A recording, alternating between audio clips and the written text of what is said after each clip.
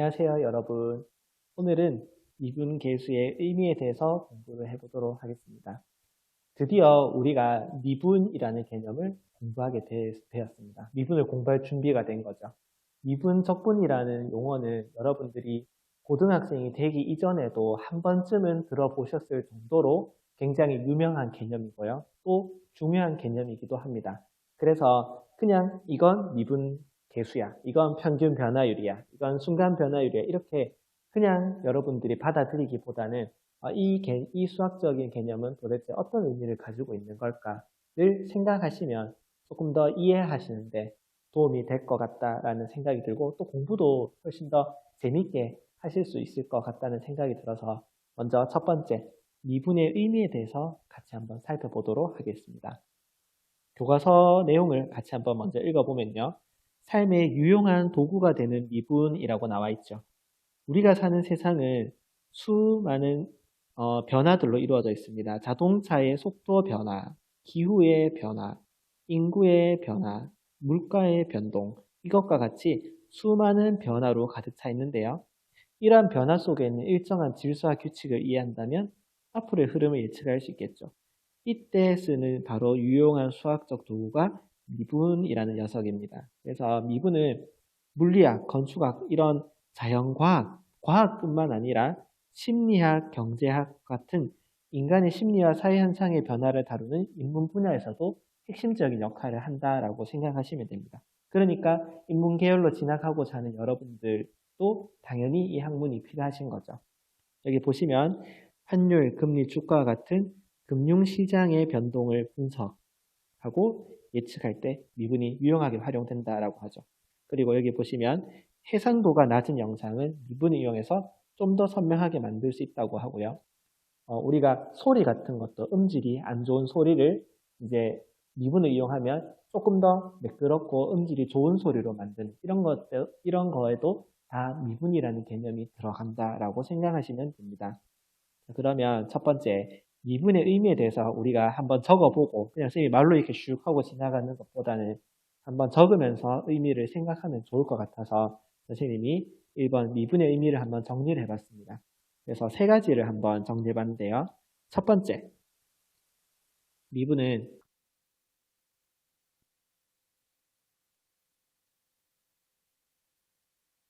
수치적으로 분석하는 게 가능해졌습니다. 그러니까 이 미적분학이 생기기 전까지는 어떤 기하가 거의 수학이나 동급 이제 같은 말이었거든요. 그래서 대략적으로 사람들이 이제 관찰을 해보고 하니까 이쯤에 뭔가 새로운 행성이 나타날 것 같은데 그런 예측은 되지만 그 사실에 대해서 정확하게 수학적으로 수치적으로 증명을 하기는 어려웠습니다. 하지만 이 미분이나 적분이라는 개념이 생기면서부터 자연현상을 수치적으로 분석하는 게 가능해졌다라고 할 수 있고요. 요거를 선생님이 조금 더 자세하게 설명을 해볼게요. 요 내용에 대해서 추가로 설명을 하면 어떤 자연현상이 있다고 합시다. 이 자연현상은 우리가 함수로 표현을 할 수 있는 거예요. 하지만 그냥 함수는 아니겠죠. 뭐 예쁜 2차 함수, 3차 함수 이런 다양한 함수가 아니라 굉장히 복잡한 함수겠죠. 삼각함수라던가 소홀함수라던가 이런 복잡한 함수로 표현이 될 겁니다. 그러면 이 복잡한 함수는 다루기가 너무너무 어렵겠죠. 복잡한 함수는 다루기가 어렵겠죠. 그러면 사람들은 이 함수를 다룰 수 있는 대상으로 바꿀 수 있는 도구가 필요할 겁니다. 그래서 사람들이 미분 가능성이라던가 우리는 배우지 않지만 급수전개 가능성들을 조사를 합니다. 뭐 미분을 해보고 뭐 이러면서 이런 걸 해서 이게 된다라고 하면 이 복잡한 함수들을 다항함수로 표현할 수 있습니다. 근사시킨다고 하는데요. 다항함수에 가깝게 표현을 하는 게 가능합니다. 다항함수는 어때요? 모양도 예측 가능하고 뭐 미분을 한다거나 숫자를 대입하기도 굉장히 편리한 함수입니다. 그래서 그러면 우리가 이제 연구 가능해지는 거죠. 그래서 우리가 이런 내용들, 뭐 다항함수를 표현하는 것까지 이런 것들은 전부 다 대학 과정에서 배운다고 생각하시면 됩니다. 뭐 들어봤죠? 그 트랜스포머 영화에도 보면 막 외계인이 쳐들어올 때 막 그 해킹을 막 하잖아요. 해킹을 막 할 때 그 조그만 로봇가 뭔가 퓨리의 급수를 사용해서 해킹을 하고 있어. 이런 용어, 이런 대사가 나옵니다. 그러니까 그때 쓰이는 퓨리의 급수라던가 테일러 급수 이런 것들이 다 이런 복잡한 함수를 간단한 다항함수로 표현할 때 사용하는 그런 내용이고 대학교에서 배운다라고 생각하시면 되고요. 우리는 다항함수 중에서도 1차에서 한 4차 정도까지의 다항함수에 대해서만 배울 거고요. 수학 2에서는 요 부분만 고등학교 과정에서 공부를 한다라고 생각하시면 됩니다. 그러니까 미분이라는 개념은 어때요? 복잡한 것을 간단한 대상으로 바꿔서 연구 가능한 대상으로 바꿔서 쉽게 연구를 할 수 있게 해주는 굉장히 유용한 학문이고요. 의미 있는 학문입니다. 심지어 대학교 과정 가면 이거를 좀 더 어디로 근사시켜요? 직선으로 근사시킨다. 선형근사라는 말 쌤이 저번에 이야기 한번 했었는데요. 직선으로 근사시켜서까지 연구를 할 수 있게 되는 겁니다. 엄청난 학문이죠. 그래서 우리가 꼭 배워야 하는 학문이다 라고 할 수 있고요. 자, 두 번째.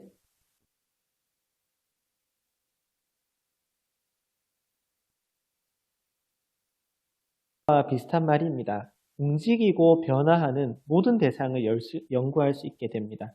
그래서 이공계열, 특히 이공계열에 해당되는 말인데 바퀴, 자동차 바퀴가 이렇게 움직이니까 자동차 공학이라던가 아니면 기계 같은 경우도 특히 원운동이라든가 이런 게 나오면 기계공학과랑 상관이 있죠. 그런 과에서도 미분이 필수로 필요하고요. 그 다음에 소리 같은 건 다 파동이잖아요. 그렇죠? 그런 파동의 움직임에 대해서 연구를 한다. 그런 거는 전자과, 전기과 이런 데서도 다 미분이 기초학문으로 쓰인다는 거예요. 그래서 이공계열로 처음에 이제 대학에 진학하면 1학년 때 제일 먼저 배우는 게 캘큘러스입니다. 미적분학입니다. 그래서 움직이는 거, 이런 거를 연구한다라고 생각하시면 다 미분이 쓰이는구나라고 생각하시면 됩니다. 그리고 조금 더 이제 고등학교 내용으로 들어와 보면요.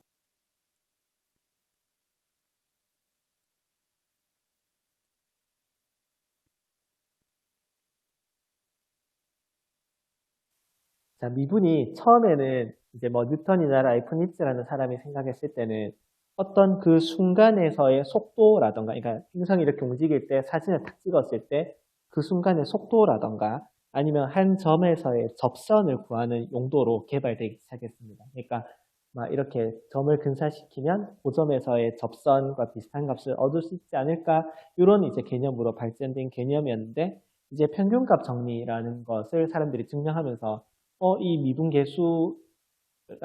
미분계수의 부호가 함수의 증가 감소를 연구하는 어떤 그런 의미가 있구나를 알게 된 거죠. 그러니까 함수의 증가 감소를 알 수 있으면 함수의 그래프를 다 파악할 수 있는 거고 그런 함수의 최대 최소값을 구하는 것도 가능해지는 거죠. 그래서 점차 이제 연구의 분야가 넓어지기 시작한 겁니다. 그래서 오늘은 이 의미 깊은 미분의 가장 첫 번째 미분 계수의 정의에 대해서 공부를 한다라고 생각하시면 되겠습니다. 우리가 이제 구하고 싶은 것은 연구하고 싶은 거죠. 우리가 연구하고 싶은 것은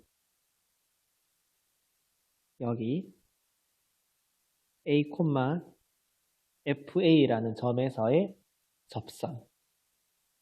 이게 이제 궁금한 거예요.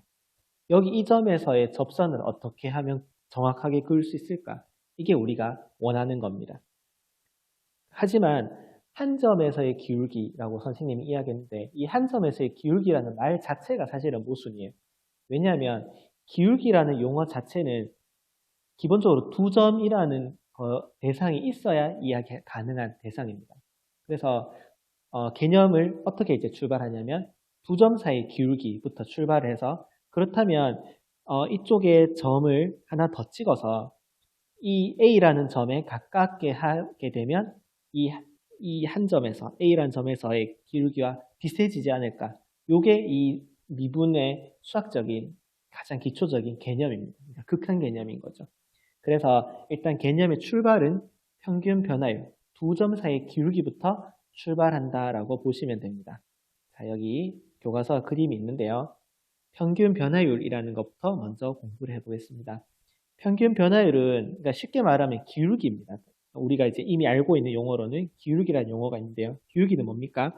x 증가량 분의 y 증가량을 기울기라고 하죠. 그래서 미분에서는 이 x 증가량 대신에 증분이라는 용어를 사용합니다. 먼저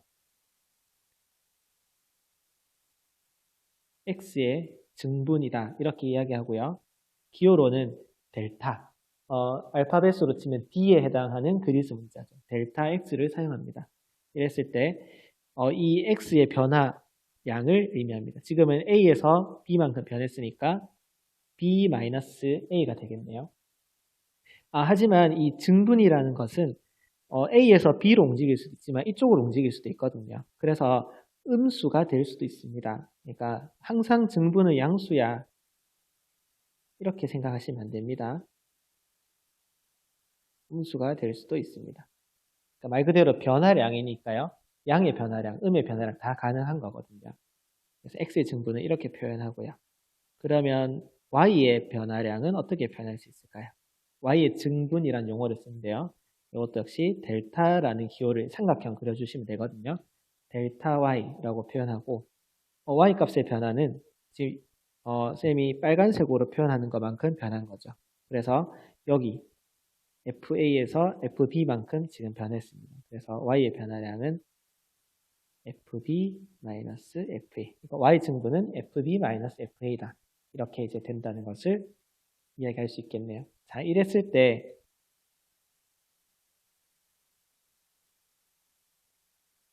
A와 B 사이의 평균 변화율은 어떻게 정의가 되냐 하면 이렇게 정의됩니다. X 증분분의 Y 증분으로 정의됩니다.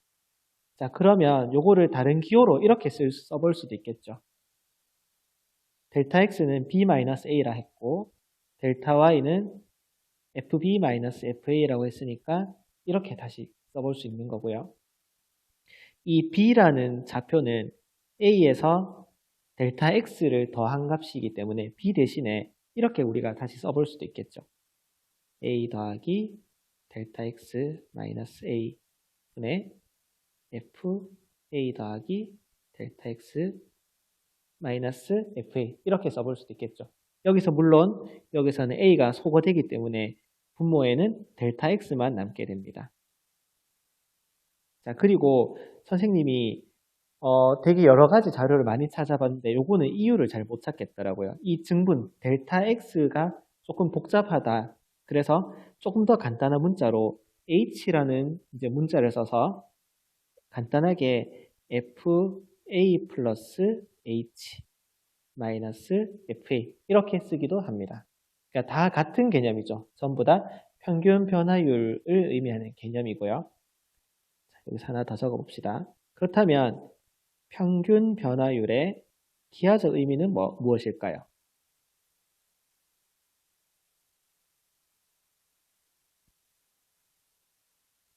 평균 변화율의 기하적 의미는 바로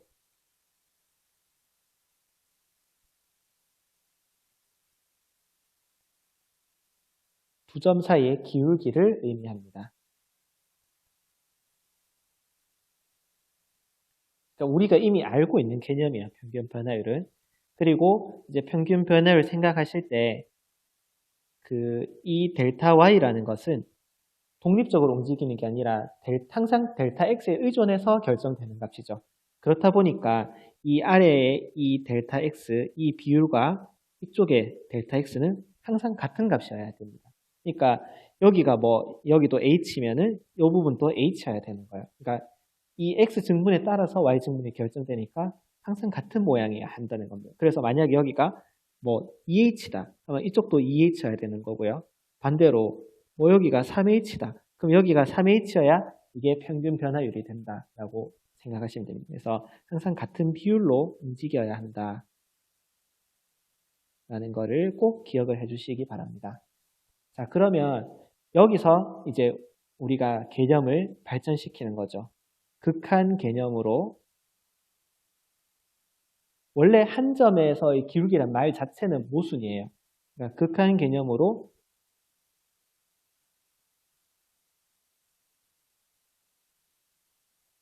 모순을 해결하겠다는 거죠. 자, 그러면 한번 생각해 봅시다. A에서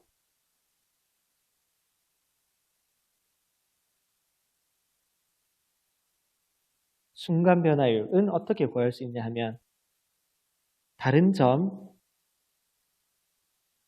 fx라는 점이 있다고 해서 이 점을 이 두 점이 이루는 어떤 기울기가 있겠죠. 그래서 그랬을 때 이 x를 a에 굉장히 가깝게 붙이면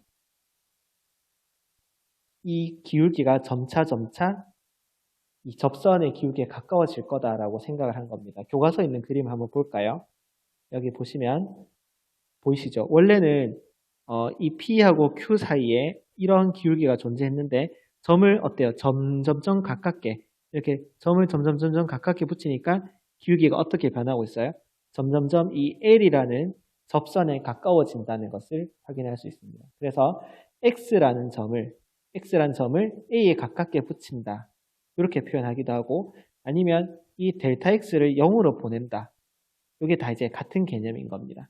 그래서 한번 표현을 해보겠습니다. 그래서 x는 a에서 순간 변화율은 어떻게 정의되냐면 리미트 델타 x가 0으로 갈 때 델타 x분의 델타 y 이렇게 정의가 됩니다. 이것도 역시 모양을 바꿔서 쓸 수 있는데요. 리미트 x가 a로 갈 때 x-a분의 fx-fa 이렇게 표현해 볼 수 있죠. 똑같은 표현입니다. 또 선생님이 이번 x 증분을 이용해서 표현을 해본다면 델타 x가 0으로 간다. 그랬을 때 이 x라는 문자 대신에 뭐 a 플러스 델타 x 마이너스 a 이렇게도 써볼 수 있겠죠. 네, 분모는 간단하게 소거하면 어떤 모양이 되겠어요? 델타 x 이렇게 표현해 볼 수 있겠죠. 또 조금 더 간단하게 증분을 의미하는 h라는 문자를 써서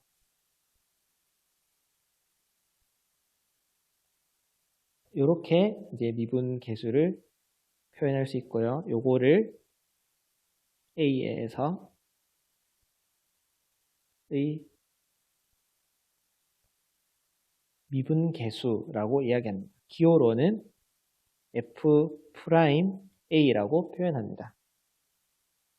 복잡하죠. 그래서 이 형태가 이 증분이 이렇게 똑같이 움직인다라는 거 좀 유념해서 봐주시고요. 자, 그러면 같은 질문을 던져볼까요?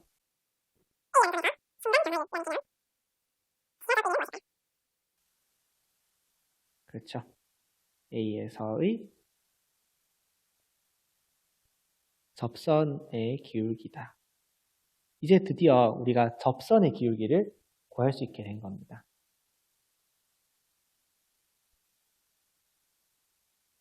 자, 그러면 관련된 문제 중에서도 일단 평균 변화율과 관련된 문제들 먼저 풀어보도록 하겠습니다. 예제 1번 보겠습니다. 함수 fx는 x제곱에서 x의 값이 1에서 3까지 변할 때의 평균 변화율을 한번 계산해 봅시다. 평균 변화율의 정의는 x증분분의 y증분입니다.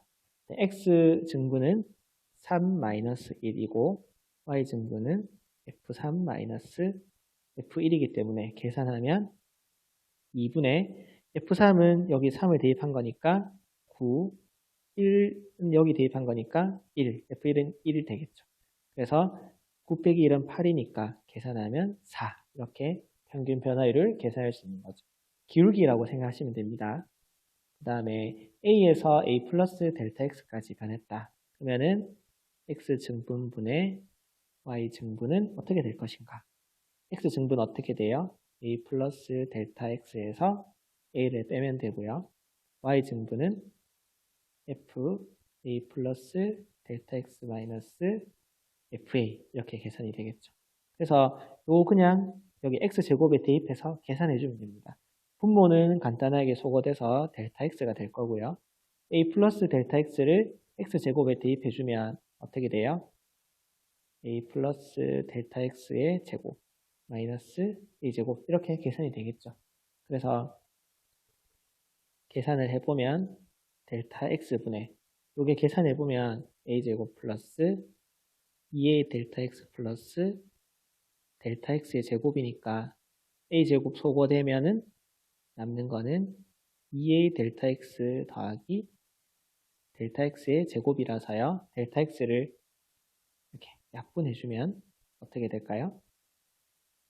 2a 플러스 델타 x 평균 변화율이 이렇게 문자로 나올 수도 있습니다.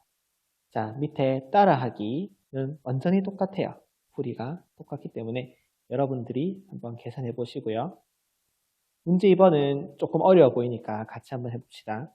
지금은 fx가 이렇게 정의되어 있을 때 평균 변화율을 구하라 그랬는데 20톤에서 30톤으로 증가했을 때 평균 변화율을 구해보라 했어요. 그러니까 정의대로 한번 써봅시다. 델타 x분의 델타 y는 x 증분은 30 빼기 20톤이고 이때 f30 마이너스 f20을 계산하시면 됩니다. 그러면은 분모는 10이죠. 분모는 10이고 30은 여기다가 이제 30을 넣어서 이렇게 계산을 해보시면 뒤에 0 두 개는 앞에 소수점 두 개랑 만나서 없어지고 18 이렇게 이제 되고 뒤에도 30을 넣어서 계산해보면 450 이렇게 계산이 됩니다. 플러스 100 마이너스 뒤에도 마찬가지로 계산이 되겠죠. 그렇게 계산을 하시면요. 갈로 다 계산하지 말고 이렇게 소거할 수 있는 건 먼저 소거하는 게 좋습니다. 이렇게 해서 계산을 해보시면 18 빼기 8은 10이고 450 빼기 300은 150이니까 어떻게 해요? 160이 되겠죠. 그래서 16 이렇게 되고 단위는 어떻게 될까요? 만원 per 톤 이런 식으로 답을 구할 수 있게 됩니다. 자, 오늘 수업은 여기까지 하고요. 다음 시간에는 순간 변화율과 관련된 문제와 추가 문제들을 또 풀어보도록 하겠습니다. 감사합니다.